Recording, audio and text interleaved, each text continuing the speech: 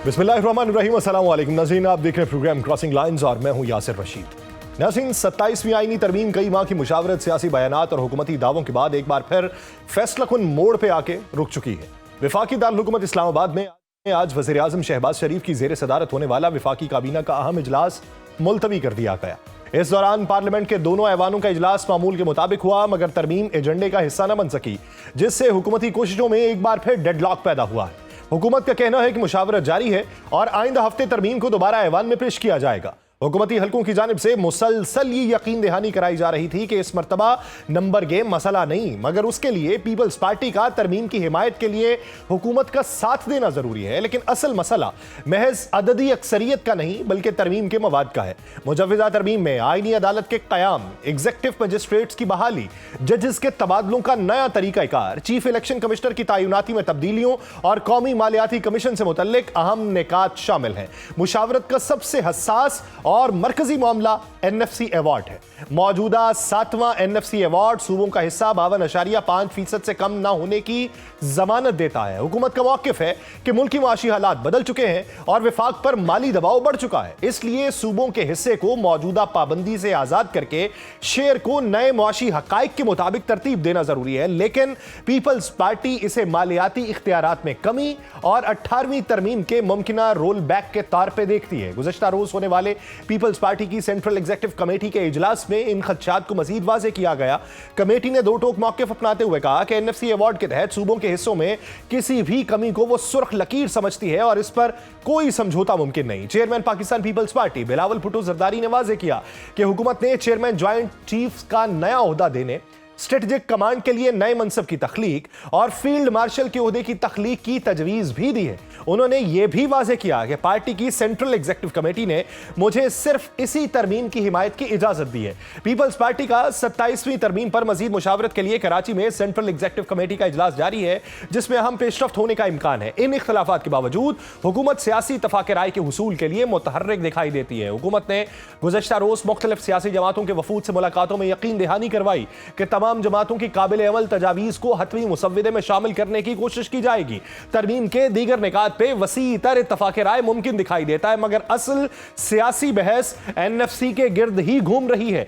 वजह यह है कि एनएफसी सूबों के माली हुकूक का मरकजी फ्रेमवर्क है और इसमें कोई भी तब्दीली महज तकनीकी मामला नहीं बल्कि सियासी हसासियत रखती है।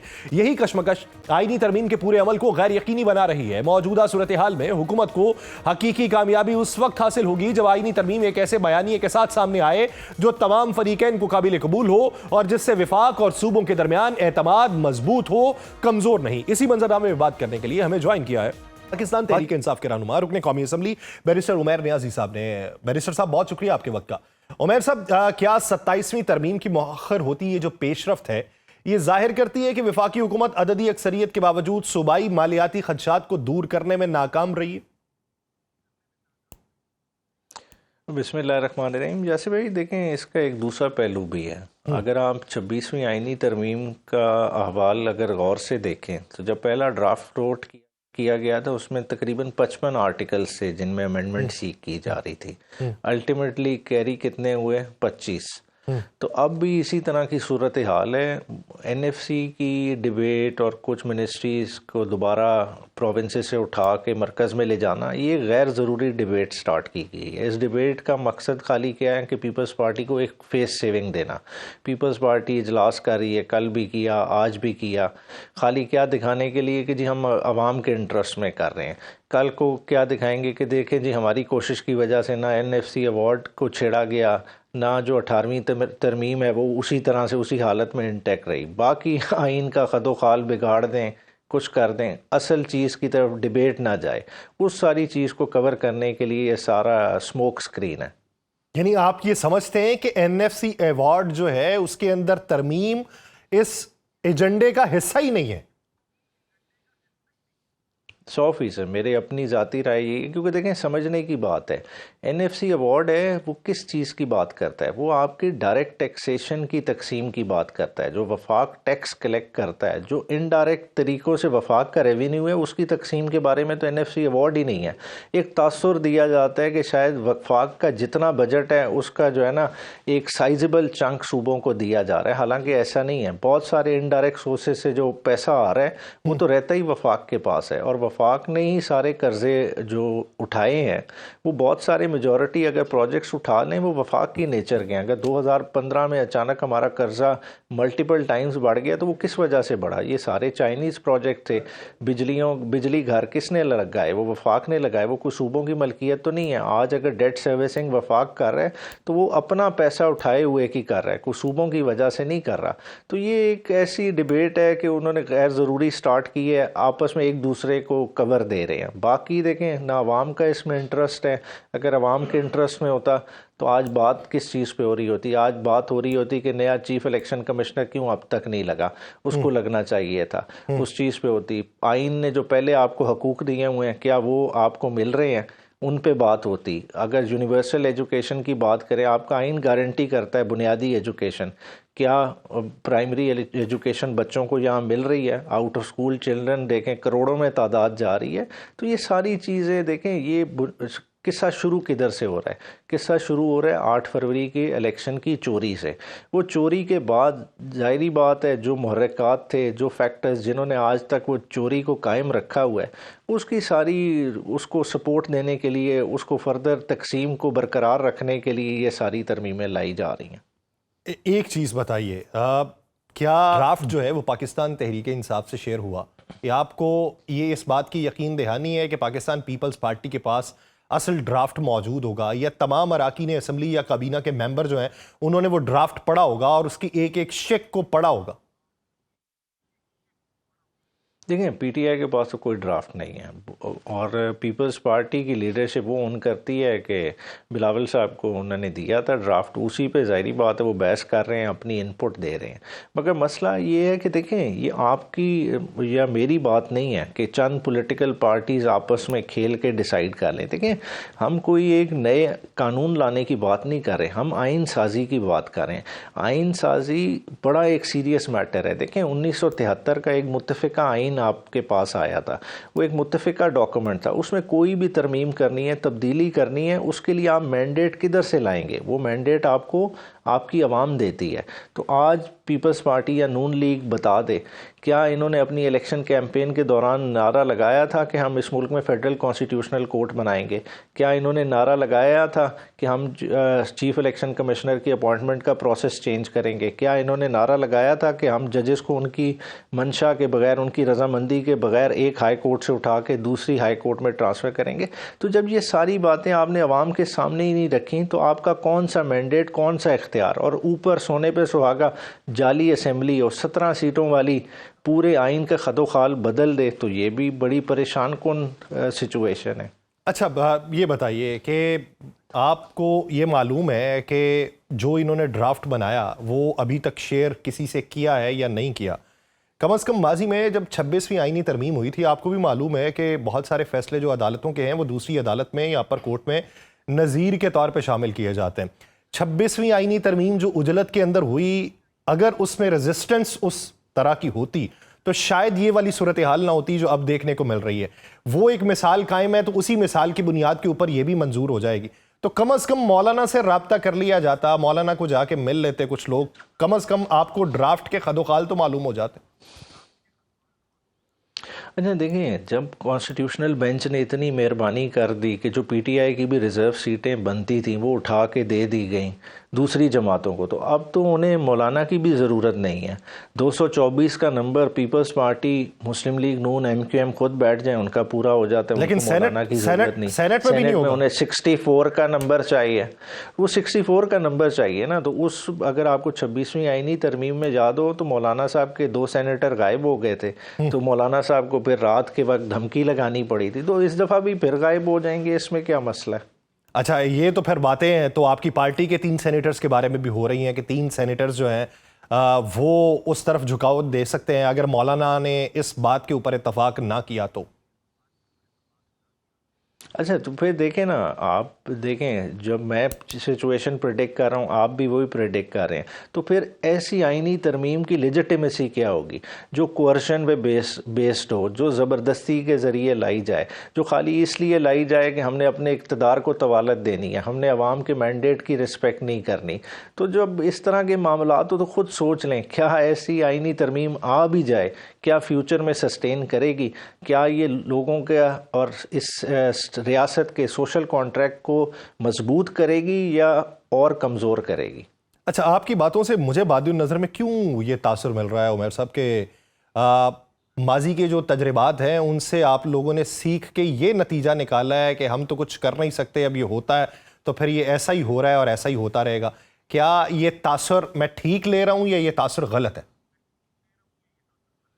नहीं, देखें, अब आप खुद फैसला कर लें। 72 MNA हैं, क्या करें? मतलब इस वक्त नेशनल असम्बली की जाके सीटों को उखाड़ दें या क्या करें? आप रास्ता बता दें। आईनी हल क्या है? आईनी हल तो यही है ना, हमने अमेंडमेंट के ख़िलाफ़ वोट देना है, तो वो हम दे रहे हैं। हम अमेंडमेंट को इन टोटो रिजेक्ट कर रहे हैं। इसके अलावा अगर कोई और तरीका है तो आप मुझे बता दें। तो सर तरीका है ना, माजी में आपके लोग तोड़े गए ना, जब आपकी हुकूमत थी आपके इत्तेहादियों से जाके राब्ते किए गए, उनको तोड़ा गया। तो कम से कम आप हुकूमत के इत्तेहादी जो हैं वो आप ना ये करें कि वो आपकी बात मानते हैं या नहीं मानते, लेकिन अलामती तौर पे ही कम से कम वफूद भेज के उनके साथ मुलाकातें कर लें। आप देखें ना, छांगा मांगा की सियासत जितना हमारे पास पैसा है, ना सिंध हाउस जैसी मंडी लगाने का पैसा है, और ना हम इस तरह की सियासत में बिलीव करते हैं। देखें, कुछ ग्राउंड रियलिटीज़ हैं। देखें, ये लोग कोई इकट्ठे हैं, एक अननेचुरल अलायंस क्यों इकट्ठा है? ये एक ही खौफ से इकट्ठा है कि कहीं इमरान खान ना बाहर आ जाए। जब इतना बड़ा खौफ हो तो क्या आप समझते हैं कि एक बैरिस्टर गौर के जाने से पीपल्स पार्टी मुस्लिम लीग नून को छोड़ के अलहदा हो जाएगी? तो सर मैं वही मिसाल दे रहा हूं कि जब आप हुकूमत में थे तो तब भी तो अलायंस के साथ ही थे ना, तो आपका अलायंस ही तोड़ा गया ना।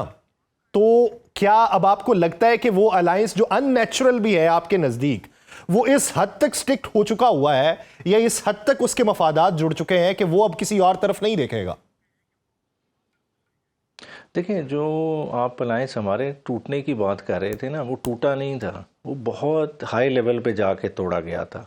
वो डोनाल्ड लू से लेके जो जितनी कारस्तानी हुई थी वो ऑन रिकॉर्ड है। आज भी इंटरसेप्ट का आर्टिकल उठा लें, वो उस चीज़ का शाहिद है कि जब इतनी बड़ी इंटरवेंशन हो तो ये तो बहुत छोटी छोटी जमातें हैं, इनका टूटना तो एक नेचुरल सबब था। तो अब भी इंटरफेरेंस कोई छोटे लेवल की नहीं है। बात है कि क्या आप समझते हैं कि स्टेज पे कि पीपल्स पार्टी इतनी आज़ाद है कि वो कोई फ़ैसला कर सकती है? पीपल्स पार्टी ने तो अभी आज़ाद कश्मीर में गवर्नमेंट लेनी है, अगले तो वहाँ नहीं उन्हें चलने दे रहे। उन्होंने आगे डिमांड बलूचिस्तान हुकूमत की भी इजाफी टर्म की रखी है कि हमें 5 साल पूरे रखने दें। जब इस तरह के मामलात हों तो आप समझते हैं कि यहाँ मामलात को ग्रेसफुली चल रहे हैं। तो फिर आप समझते हैं कि अगले 5 साल में आप लोगों की पोजीशन बनती दिखाई देती है? अच्छा, ये बड़ा इंटरेस्टिंग सवाल है। देखिए, पोजीशन हमारी इस वजह से नहीं बननी कि इन्होंने आइन का ख़द ख़ाल बदल लिया है। देखें, पोजीशन एक नेचुरली बनी खड़ी है कि देखें, अवाम इस सिस्टम में स्टेक होल्डर ही नहीं है। आप कहें कि अवाम के लिए आप क्या चीज़ लेके आ रहे हैं, आप इनकी कानून साजी उठा के देख लें, इनकी आइन साजी उठा के ले रहे हैं, ये ओहदे आपस में बांटे जा रहे हैं। आप देखें, अचानक अपनी जो है ना पर्क्स बढ़ा ली जाएँ, अपनी प्रिविलेजेस बढ़ा ली जाएँ, अपनी ही ताकत बढ़ा ली जाए।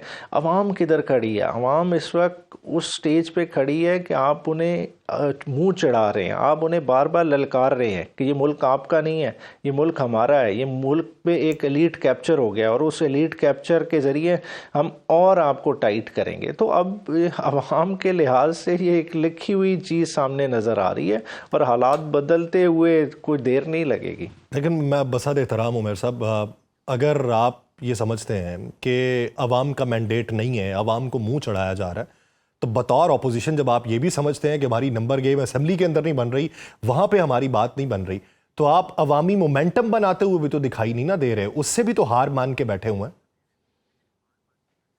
अच्छा नहीं, ये बिल्कुल आपने ठीक पिन पॉइंट किया। देखें उससे उस तरह से हार नहीं मान के बैठे। अगर आप देखें आज तरीके तहफ़्फ़ुज़ आईन पाकिस्तान वालों का इजलास हुआ, उसमें उन्होंने डिटेल रोड मैप डिसाइड किया, क्योंकि अब पीटीआई अलायंस का हिस्सा है, अलायंस को फॉलो करना है। वो सिंध से हैदराबाद से एक अपनी मूवमेंट जो है ना 15 नवंबर से स्टार्ट कर रहे हैं। अब फेज़ वाइज जो देंगे, क्योंकि देखें बुनियादी तौर पर इमरान खान ने अपने पार्टी के मामला तफवीज़ किए हुए आगे, उन्होंने लीडर ऑफ द ऑपोजिशन दोनों वो लगाए हैं जो दूसरी जमातों के, और कहा क्या है कि इनकी डायरेक्शन फॉलो करें। अब जो अलायंस डिसाइड करेगा उसके अकॉर्डिंगली मूवमेंट को आगे लेके चलेंगे। अब आपने अपोजिशन लीडर की बात की, नोटिफिकेशन तो तब भी नहीं हो रहा आपका, तो फिर उसकी हिकमत अमली क्या है? हो सकता है कि एक आध नंबर ज्यादा करके पीपल्स पार्टी को ही ये तफवीज़ कर दिया जाए ओहदा। अच्छा बिल्कुल ठीक है, देखें करने को कर लें, मगर देखें बात है कि ओवरऑल कुछ चीज़ें होती हैं कन्वेंशंस की भी। हम आइन तब्दील करी जा रहे हैं, आइन को मसख करी जा रहे हैं, मगर क्या कभी हमने कन्वेंशंस फॉलो की? यही उमर अयूब साहब थे तो उनके नोटिफिकेशन को भी इसी तरह ले तो लाल से काम लेते रहे, महीनों गुजार दिए, नहीं किए। आज भी 74 बंदों के साइन डॉक्यूमेंट स्पीकर साहब के पास पड़ा है, आज भी तरीके इंसाफ का डेलीगेशन मिला, नहीं लगा रहे, ना लगाएं। देखिए इससे तरीके इंसाफ की सेहत को क्या फ़र्क पड़ेगा? ये तो आप जमहूरियत को कमज़ोर कर रहे हैं, जमहूरियत की नफ़ी कर रहे हैं, और जब वक्त का पहिया बदलेगा फिर आप गिला नहीं करेंगे। सर माने या ना माने उमर साहब, पीटीआई की सेहत को असर पड़ेगा। पीटीआई एक मोमेंटम बना चुकी है। पीटीआई ने अपना माजी देखिए उससे निस्बत अपोजिशन के अंदर जाके ज्यादा मकबूलियत हासिल की है, और पीटीआई अब सिर्फ इसी बात के ऊपर बुनियाद बना के कहती रहे कि हुकूमत तो हमें कुछ देना नहीं चाहती। तो ये पीटीआई की सेहत को असर पड़ेगा जब मुस्तकबिल में जाके आपके वो कारकुनान जो अभी भी आप शवाहिद के तौर पे देख लें जो बैकफिट पे चले गए हैं सिर्फ ये अपने ओहदेदारान की वजह से कि ये कंप्रोमाइज उन्हें दिखाई देना शुरू हो गए। तो जो ये आईना है इसके ऊपर मुझे मजीद बात करनी है, लेकिन एक ब्रेक लेनी है। ब्रेक के बाद वापस आता हूं तो मेरे साहब इस हवाले से स्टांस लेंगे। नाज़रीन कहीं नहीं जाएगा, स्टे विद अस। ब्रेक के बाद खुशामदीद नाज़रीन। ब्रेक से पहले जो नुक्ता उठाया गया था इसी बारे में उमैर नियाज़ी साहब से बात करनी है। उमैर साहब, क्या वाकई आप समझते हैं कि पीटीआई की सेहत को कोई असर नहीं है अगर पीटीआई सिर्फ यही मलबा हुकूमत के कंधे पर डालती रहे कि भाई साहब ये तो हमें कुछ दे नहीं रहे, तो हम क्या कर सकते हैं? देखिए हुकूमत ने कभी भी ऑपोजिशन को कुछ नहीं देना होता, मगर इस वक्त पोजीशन समझने की बात है। हुकूमत ऐसी है जो 17 सीटों पे बेस्ड है, और उसको डराया जा रहा है कि अगर आप कंप्लायंस नहीं करेंगे, आप अच्छे बच्चे नहीं बनेंगे, तो इमरान खान को आपके सामने ले आएंगे, इमरान खान बाहर आ जाएगा, और इमरान खान बाहर आ गया तो आपके साथ क्या होगा? आप जेलों में चले जाएंगे। जब इतना खौफ बैठा हुआ हो हुकूमत के, तो वो तो अब हाथों पैरों के अंगूठे इस वक्त लगा के बैठे हैं। वो इक़्तिदार को चिमटने के लिए कुछ भी करते जाएंगे, और उसमें उन्होंने कुछ नहीं देखना कि उसमें पब्लिक इंटरेस्ट है नहीं है। वो तो अपने लोगों को ओपनली कहते हैं हमको आपके वोटों से थोड़ी आए हैं। जब रवैया ये हो, जब रविश ये हो, तो आप ऐसी हुकूमत से क्या एक्सपेक्ट करेंगे? हाँ, पीटीआई का रुजू अवाम की तरफ है और अवाम की तरफ ही देख रही है, इसीलिए किसी कॉम्प्रोमाइजिंग पोजीशन में नहीं जा रही। हालांकि खान साहब के पास मुतअद्दिद अपॉर्चुनिटीज़ थी कि आधे रास्ते में अपनी इस तहरीक को अबेंडन भी कर सकते थे, अपने लिए आसानियां भी समेट सकते थे, मगर उन्होंने वो रास्ता नहीं चुना, एक मुश्किल रास्ता चुना है। क्योंकि इमरान खान इस सिस्टम का बहुत बड़ा नाकिद है। क्योंकि एक चीज़ को रियलाइज़ करें कि इस 75 साला सिस्टम को इस तरह आज तक किसी ने झंझोड़ा ही नहीं जिस तरह इमरान खान ने झंझोड़ा है, और इमरान खान के कद काट का बंदा ही इस निज़ाम को झंझोड़ सकता था।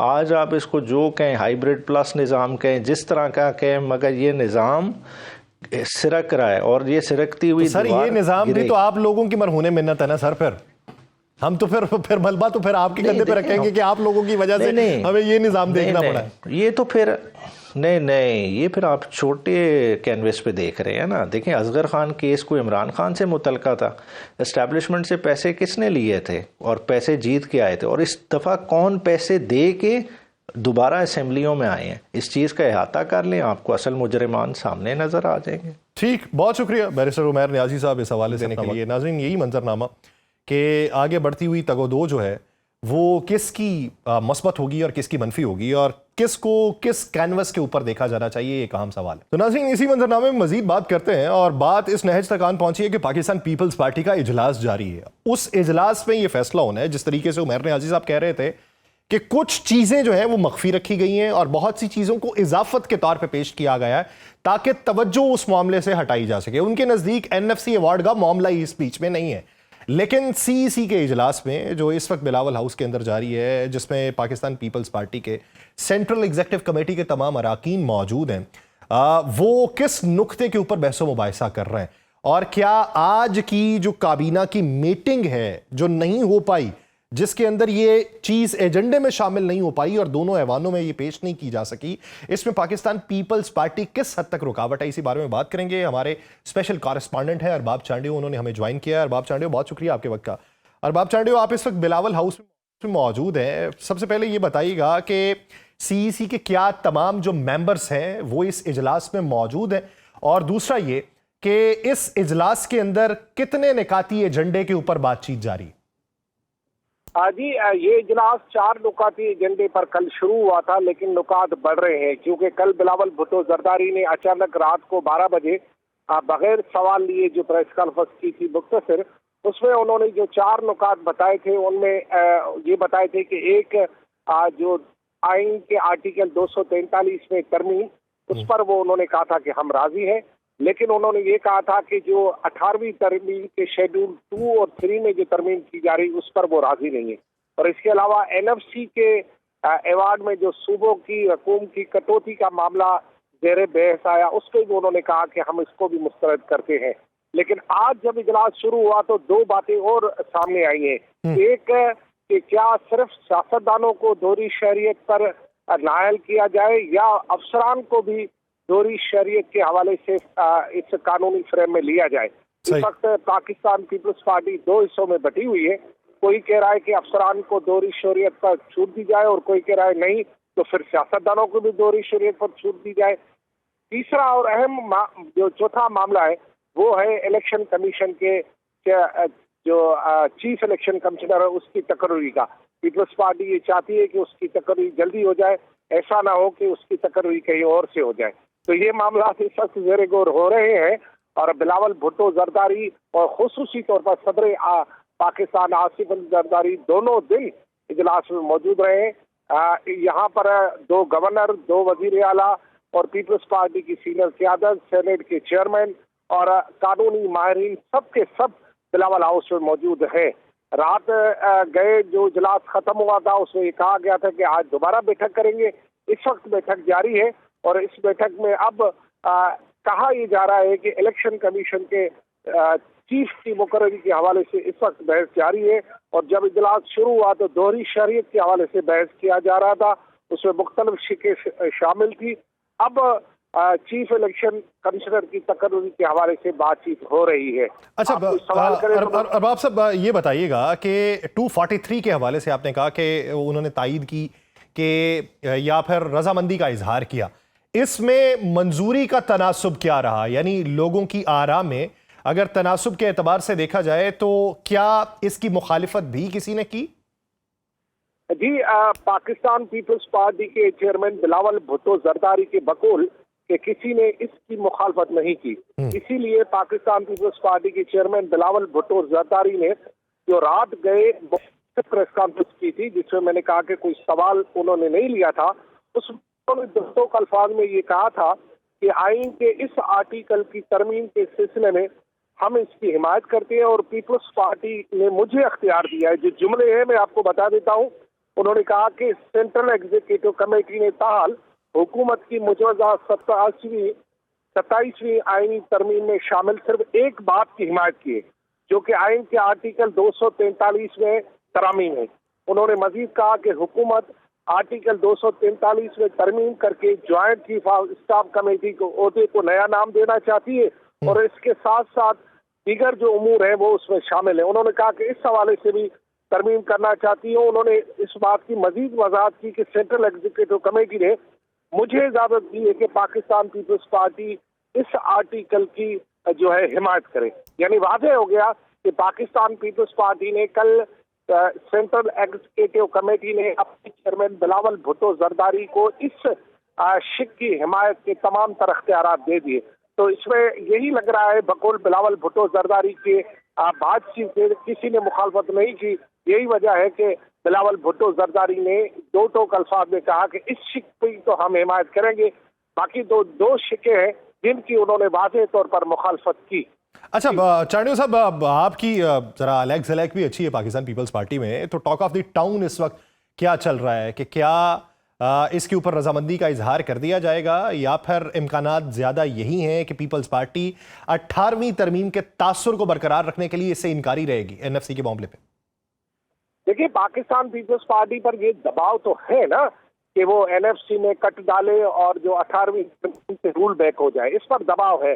अब से 1 मिनट पहले भी पाकिस्तान पीपल्स पार्टी के जो इजलास में रहनुमा मौजूद थे, आपको बताए कोई एक आध सिगरेट का मवाली भी होता है, किसी को प्यास भी लगी होती है, कोई वॉशरूम भी जा रहा होता है, तो एक निकला जो सिगरेट पीने के लिए, उसने ये बताया कि जी हम पर ये दबाव तो है ना कि 18वीं तरमीम को आप रूल बैक करें और उसमें से तालीम और महकमा आबादी वाला महकमा वापस वफाकी सरकार को दे और एनएफसी में कट डाले। बहुत सूबों को एनएफसी में ज्यादा मिलता है, मरकज को कम मिलता है। इस पर पाकिस्तान पीपल्स पार्टी पर दबाव है, लेकिन पाकिस्तान पीपल्स पार्टी की पूरी सियासत इन्हीं नुकात पर इन्हिसार करती है।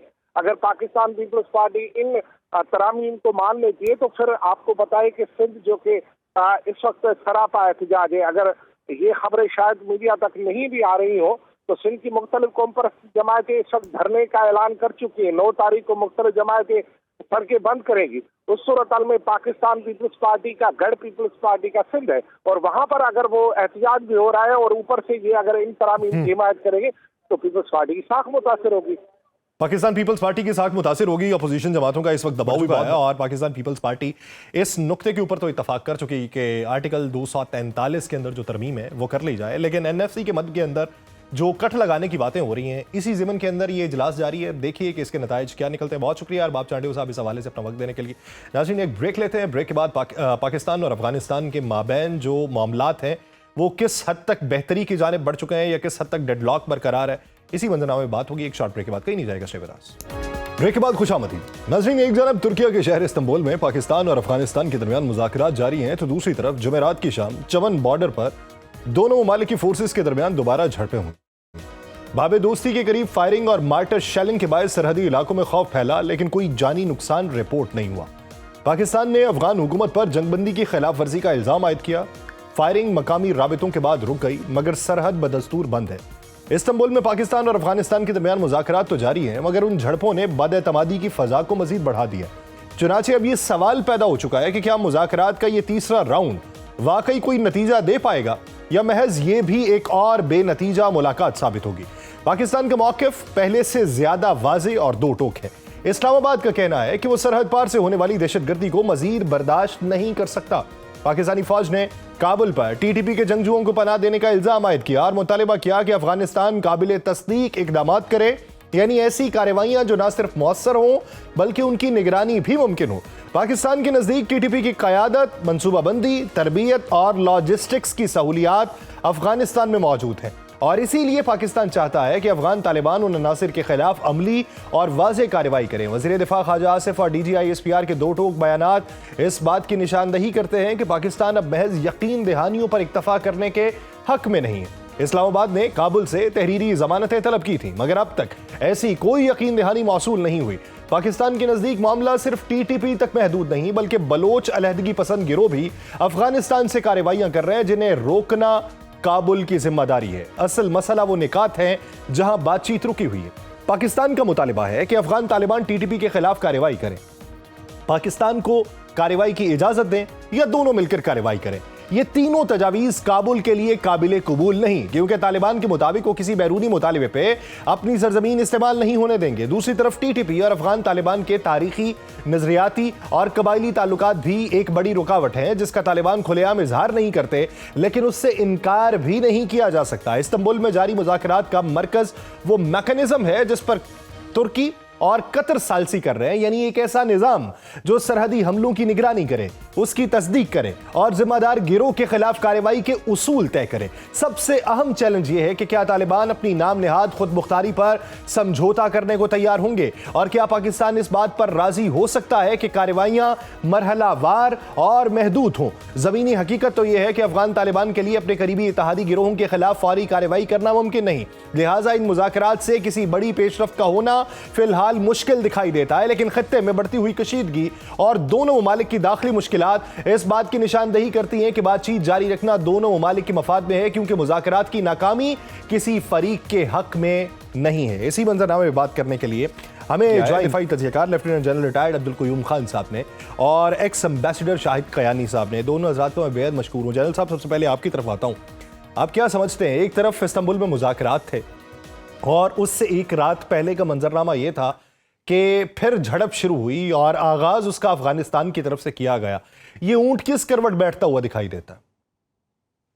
देखें, आपने अपने इंट्रो में सारी बातें हाईलाइट कर दी हैं। ये जो चैलेंज है, पॉइंट ये है कि अफगानिस्तान के अंदर कोई नुमाइंदा हुकूमत नहीं है, अबूरी हुकूमत है और उनका टोटल कंट्रोल नहीं है और उनको ब्लैकमेल करने वाले ये इस तरह के दहशतगर्द ग्रुप हैं जो उनके साथ मिलके पहले ऑपरेशन करते रहे। तो अब दुख की बात यह है कि फिर ये तालिबान ने जब दोहा में मुज़ाकरात हुए तो वहां इन्होंने लिख के दिया बाकायदा रिटन कि जी हमारी सरजमीन दहशतगर्दी के लिए इस्तेमाल नहीं होगी किसी मुल्क के खिलाफ, बिकॉज सिर्फ पाकिस्तान नहीं, चाइना भी, ईरान भी और भी इनके जो पड़ोसी हैं सारे थ्रेटेंड थे। तो इन्होंने ये कहा। नंबर 2, इन्होंने कहा कि हम फौरी तौर के ऊपर वहां जाके तो एक इलेक्शन कराएंगे, तो एक नुमाइंदा हुकूमत होगी इलेक्टेड, और वो और ज्यादा अगर हो जाता तो वो और ज्यादा स्ट्रांग होती, रिस्पॉन्सिबल होती। बिकॉज अभी अगर आप ये टीटीपी को खुला हाथ दिया हुआ और बीएलए और ये सारे कर रहे हैं और आईएस खुरासान और अलकायदा से आप डरे हुए हैं कि कभी टीटीपी को जरा थोड़ा हाथ तंग किया तो ये मिल के हमारे खिलाफ न चल पड़े। तो ये एक डायलेमा है जो ये फेस कर रहे हैं और ये इनका अपना क्रिएटेड है। मतलब है ये अगर आ गए थे तो सारों की गुड फीलिंग इनके मुतल्लिक थी। पाकिस्तान तो इनका मौसम है, तो इनको चाहिए था कि आके पहले तो इलेक्शन करके सारे जो दूसरे ग्रुप्स हैं, हजारा है, ताजिक हैं, बलोच हैं, पठान हैं, आप इनके पास मतलब है तुर्कमन है, यानी इन सारी लोगों को इकट्ठा करके दोस्तम का ग्रुप है, नार्दर्न अलायंस है वगैरह वगैरह, तो इनको करके एक हुकूमत बनाते और मजबूत हुकूमत होती तो इनको रिकग्नाइज किया जाता बैन अवी सतह पे और फिर ये लोग इनको ब्लैकमेल ना कर सकते। अभी ये इनके वीक एरिया है। और सेकेंडली आई डोंट नो कि बाहर से माल भी आ रहा है बेताशा इंडिया की तरफ से, मतलब millions and billions of dollars, और इजराइल की तरफ से भी पंप इन हो रहे हैं, तो इनका गुजारा उसके ऊपर चल रहा है। दैट इज वाई ये दुख की बात है। आप कहते हैं ना ऊंट किस कदर करवट बदलेगा, आई डोंट थिंक सो कि अगर ये सीरियस हो तो ये बॉर्डर को मैनेज करें। नंबर 1, अंदर अपनी फौज बिठाने के ये बॉर्डर की चेक पोस्टें बनाएं जहां इन्होंने नहीं बनाई। नंबर 2, हमारे साथ ये इंटेलिजेंस और इंफॉर्मेशन शेयर करें। नंबर 3, इनका डायरेक्ट कांटेक्ट होना चाहिए, हमारी हॉटलाइन होनी चाहिए कि क्या हो रहा है, और वो उन लोगों को रोकें जो उधर हैं, जो पाकिस्तान के लोग और भाग के उधर गए हुए हैं, उनको हमारे हवाले करें। आप कब तक ब्लैकमेल होते रहेंगे और पाकिस्तान तो कब तक अपनी ये डेड बॉडीज उठाता रहेगा। तो देयरफॉर आई थिंक कि डायलॉग इज एसेंशियल होने चाहिए, लेकिन पाकिस्तान की जो रिक्वायरमेंट है वो बड़ी सॉलिड है और बड़ी जेन्युइन और पाकिस्तान का मौकिफ जो है वो मजबूत है, वो डायलॉग के थ्रू ही मुस्तकबिल हो सकता है। जनरल साहब, मैं आपकी तरफ आता हूँ, कियानी साहब का भी इस पे स्टैंड ले लूँ। शायद कियानी साहब, पाकिस्तान की जानिब से काबिल तस्दीक इक़दामात और तहरीरी ज़मानतों के मुतालबे के बाद आप समझते हैं काबुल के पास ऐसा कोई डिप्लोमेटिक वे बाकी है जो अपनी खुद मुख्तारी को बरकरार रखते हुए इस्लामाबाद के तहफ़्फ़ुज़ात भी कम कर सके? मैं फर्स्ट ऑफ ऑल मैं I am honoured to be on your show. मैं जनरल साहब से बहुत हद तक इत्तफाक करता हूँ। बड़े माने हुए अपने एक्सपीरियंस पार्लियामेंटेरियन भी हैं और फौज में भी रहे हैं, तो वो जानते भी हैं, समझते भी हैं चीज़ों को। मैं जिस बारे में मैं फोकस कर रहा हूँ, देखें जहाँ तक अंदरूनी इनके हालात के ताल्लुक है, वो मैं समझता हूँ कि हमें उस पर कोई एम्फोसिस नहीं देनी चाहिए कि जी इलेक्टेड गवर्नमेंट लाए ना लाएं, वो इंटरफेरेंस हो जाती है।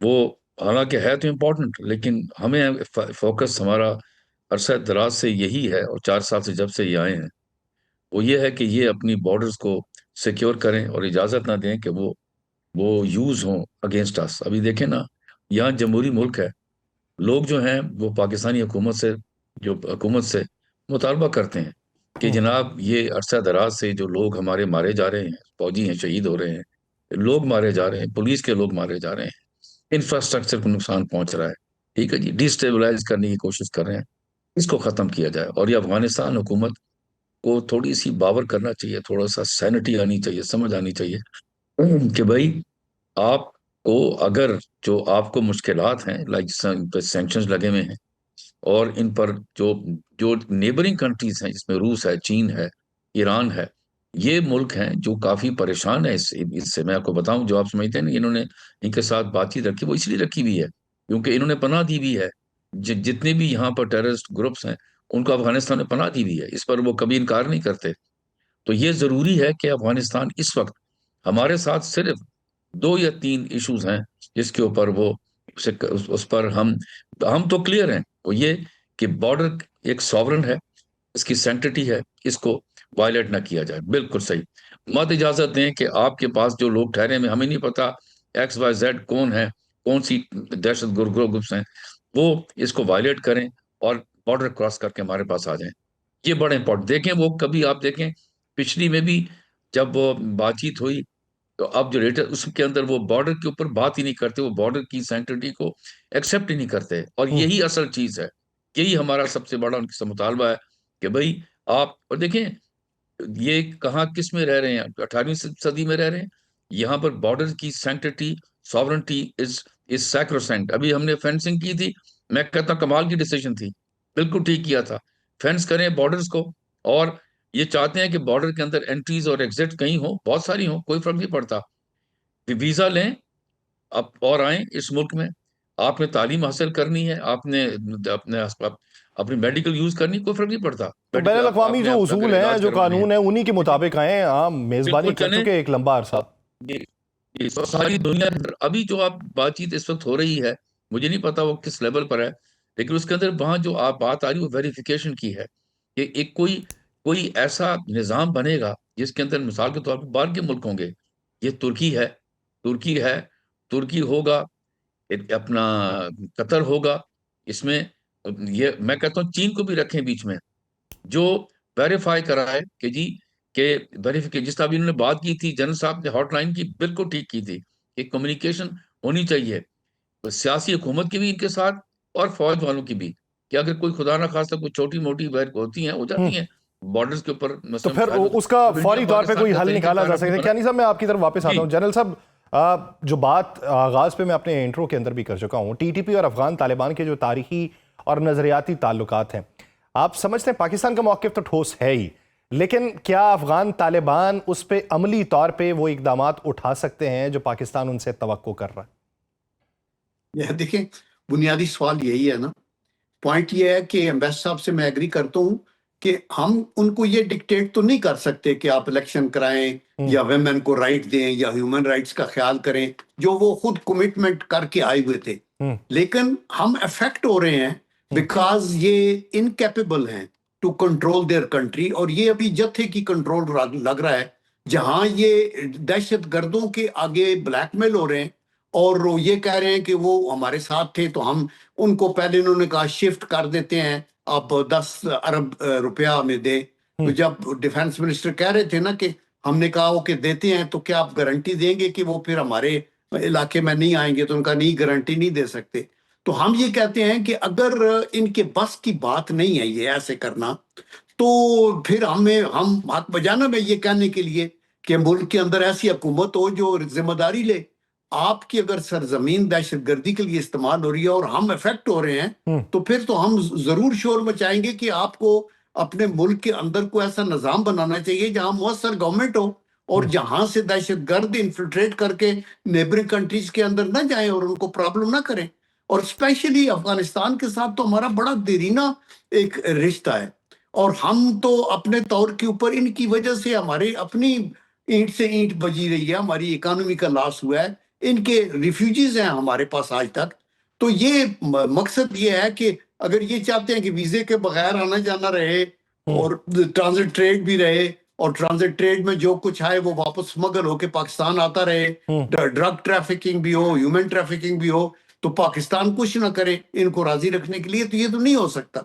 तो इसलिए ये सिचुएशन मुश्किल जरूर है, और इसका हल वही है जो पाकिस्तान कोशिश कर रहा है कि गारंटीज हो और इनको कन्विंस किया जाए कि आप इन लोगों को जो आपके पास मुल्क के अंदर है, इनको आप मुल्क के अंदर आपके जो मर्जी आप इनको स्टेटस दें, लेकिन हमें अगर ये अफेक्ट करेंगे तो फिर पाकिस्तान के पास और कोई ऑप्शन नहीं होगी कि आप ना चाहते हुए भी आपको फिर इनके ऊपर प्यूनिटिव स्ट्राइक्स करनी पड़ेगी। अगर आपको पता हो कि बारूद से भरी हुई तो गाड़ियां वहां कन्वाय लेके तो ये जलालाबाद के पास से उतर के आ रही है हमारी तरफ, तो फिर आप उसको छोड़ेंगे तो नहीं। तो यहां तक नौबत आनी नहीं चाहिए कि हम अक्रॉस द बॉर्डर जाके स्ट्राइक करें। लेकिन ये जो यूनाइटेड नेशन का चार्टर है उसका आर्टिकल 51 कहता है कि आप सेल्फ डिफेंस के अंदर आपके ऊपर अगर अटैक होता है तो आप उसके ऊपर एक्शन कर सकते हैं, और माजी में यही कुछ अमेरिका भी करता रहा है कि अब इटली और अफगानिस्तान पे चले गए और इराक पे चले गए और वगैरह वगैरह। हम तो ऐसे नहीं करना चाहते, और हम समझते हैं कि अफगानिस्तान के अवाम के साथ हमारा रिश्ता है, बिकॉज अगर 4-5 करोड़ पश्तून है तो 3 करोड़ अगर उधर है तो 2 करोड़ हमारे साथ है। हमारी कल्चरल बॉन्ड्स हैं, रिलीजियस बॉन्ड्स हैं, जियोग्राफी हमें ज्वाइन करती है, तारीख हमें इकट्ठा रखती है। तो आई थिंक कि ये तालिबान की इस लीडरशिप को समझना होगा और इनको उसके ऊपर आना होगा, अदरवाइज वेस्टर्न बॉर्डर पे तलखी रहेगी। देखिए आज तालिबान को ये समझना चाहिए कि ये आज गुरीला जंग नहीं लड़ रहे जहां फेसलेस एनिमी होता है, पता नहीं होता कहां से करे। आज इनकी हुकूमत है, they are responsible to their people, they have to arrange their food, उनकी लिविंग, उनकी प्रोटेक्शन। और आप अगर दूसरे मुल्कों के अंदर जाके अटैक आपकी सरजमीन से होंगे और वापस अटैक होंगे तो कोलैटरल डैमेज होगा। अगर ये आपकी फूड की सप्लाईज खत्म रहेगी तो आपके लोग सफर करेंगे, आपका बिजनेसमैन सफर करेगा। यानी बायलैटरल ट्रेड अगर आप मुतासिर कर सकते हैं और आपको लगता है कि आप अपने मुल्क को चला सकते हैं और आपको कहीं और से इमदाद मिल सकती है या कोई और चैनल आपका बहाल हो सकता है, तो शायद ये खाम ख्याली है, या शायद कहीं और से आशीर्वाद मिला हुआ है। कियानी साहब, डिप्लोमेटिक चैनल्स के ऊपर आप क्या समझते हैं कि जो सिफारिशात 3 रखी गई पाकिस्तान की तरफ से, एक ये कि या तो खुद कार्रवाई कर लें इनके खिलाफ, दूसरी ये कि या हमें कार्रवाई की इजाज़त दे दें, या फिर तीसरी ये कि चले मिल के कार्रवाई कर लेते हैं। तो मुझे पूछना ये कि सिफारती ज़ुबान में या सिफारती आदाब में या बैनुल अक़वामी नज़ीर अगर कोई देखें तो उसमें कौन सी ऐसी सिफारिश है जिसके ऊपर अमल दरामद हो सकता है? मैं ज़रा आपको मुख्तसर एक बात बता दूं, मैं वियतनाम में सफ़ीर रहा हूँ। वो मुल्क 40 साल उसको जंग रही। 1975 में जब उन्होंने दस्तखत किए अब अमेरिका के साथ, उसके बाद उन्होंने मुल्क के अंदर फैसला किया कि अब जंग हम थक चुके हैं, अब जंग नहीं होगी। उन्होंने फिर अपनी कौम के जो लोग उनको जबरदस्ती डिसआर्म किया, मैं बता रहा हूँ आप, डिसआर्म किया। आज उस मुल्क के अंदर जनाब आप बिजनेस देखें और आप टूरिज्म देखें, किसी एक शख्स 40 अभी कितने साल गुजर गए, not a single person has ever been murdered, क्योंकि डिसआर्म किया, हथियार रखने किसी को इजाजत नहीं है। ठीक है जी, थक चुके हैं कि जी बहुत जंग लड़ ली। ये अब जो तालिबान है, मैं हैरान इन पर होता हूं कि भाई आप जब आए, अब 4 साल हो गए हैं, बस कर दें। आप थक नहीं चुके? आपने पहले का ऑक्यूपेशन फोर्सेस वो चली गई, अमेरिका चला गया, आपने दस्तखत भी कर दिए। अब आपको चाहिए कि आप को एग्जिस्ट करें। यहाँ पर एक कहते हैं टेरेनी ऑफ ज्योग्राफी, ज्योग्राफी जो है ना वो आपको डिसाइड वो आप पर चॉइस नहीं होती कि क्या मुल्क लेफ्ट राइट जो है उनके साथ आपने सिर्फ को एग्जिस्ट करना। ये जो ताल्लुकात आप कहते हैं ब्रदराना, होते ही नहीं। ये लफ्ज पत्नी कौन लेकर आया है? आप सिर्फ को एग्जिस्ट करते हैं, पीसफुल को एग्जिस्टेंस होती है। और टेरेनी ज्योग्राफी में पीसफुल को एग्जिस्टेंस होती है। अफगानिस्तान की हुकूमत को समझना चाहिए कि भाई हमने इन मुल्कों के साथ को एग्जिस्ट करना है ताकि हम अपने मुल्क के अंदर लोगों पर फोकस कर सकें। उनकी हेल्थ है, एजुकेशन है, फूड है, ट्रांजिट ट्रेड है, बहुत सारी चीजें हैं। तो अभी मैं ये समझता हूँ कि अब जो ये बातचीत हो रही है, मैं समझता हूँ अफगानिस्तान की हुकूमत को चाहिए कि पास्ट को भूल जाएं, आगे का देखें और अब दस्तखत करें। और दोनों तरफ से होगा कि हम अपनी बॉर्डर्स को सैक्रोसेंट समझेंगे, हम इजाजत नहीं देंगे कि ये बॉर्डर जो है यूज करें बाय थर्ड फोर्सेस। आपने देखें इनके जो वजीर खारजा साहब इंडिया गए, मैं उनकी प्रेस कॉन्फ्रेंस पूरी सुनी। जी। उन्होंने कहा कि जी हम तो पूरे हमारा अफगानिस्तान पर कंट्रोल है। भाई अगर कंट्रोल है तो ये कौन है जो बॉर्डर क्रॉस करके यहाँ आ रहे हैं? हम्म। क्या हमारी तरफ से भी कभी गए हैं लोग? इनको सोचना चाहिए कि ये कोलेटरल डैमेज नहीं बर्दाश्त हो रहा, तो ये उस पर दस्तखत करें। और फिर मैं कहता हूं कि गारंटिंग कंट्रीज होनी चाहिए, मॉनिटरिंग कंट्री होनी चाहिए, लाजमी है, जो मॉनिटर करें, हम्म। जो बताएं। देखिए अब सबसे बड़ा इंपॉर्टेंट बात क्या हुई है कि रीजनल कंट्रीज ने इसको संभाल लिया है। हम्म। तुर्की है, कतर है, बजाय कि अमेरिका होता, रूस हम्म। होता, कोई होता। सही। वो बैठकर कर रहे हैं। उसकी वजह मैं बताता हूँ क्या है। ये मुल्क इस वक्त ग्लोबली लोग चाहते हैं कि यूक्रेन में जंग बंद हो हम्म। और गाजा में हालात ठीक हों। उनके पास ये तीसरी चीज खड़ी होगी। पहले हिंदुस्तान पाकिस्तान था, अब ये अफगानिस्तान पाकिस्तान है। तो लोग अब जो मुल्क हैं वो चाहते हैं कि रीजनल पीस हो, हम्म। और उसका तरीकाकार यही है कि इन मुल्कों को बिठा कर इनसे बात की जाए। यानी हम तो मॉनिटरिंग हो, ये हमें गारंटी हो, बल्कि और गारंटी होने जी पे देर पा अमल भी उसके ऊपर हो कि जी माजी की जो गलतियां हैं वो ना दोहराई जाए, और माजी की जो लूप होल्स हैं या माजी की जो खलफशार हैं उसका खात्मा होना चाहिए। बहुत शुक्रिया शाहिद किरानी साहब, lieutenant general retired Abdul Qayyum Khan साहब, इस हवाले से अपना वक्त देने के लिए। नाज़रीन, प्रोग्राम का वक्त खत्म हो जाता है, मुझे दीजिए इजाज़त। आपसे मुलाकात होगी कल के रोज़। अपना बहुत सा ख्याल रखिएगा। अल्लाह ने के बाद।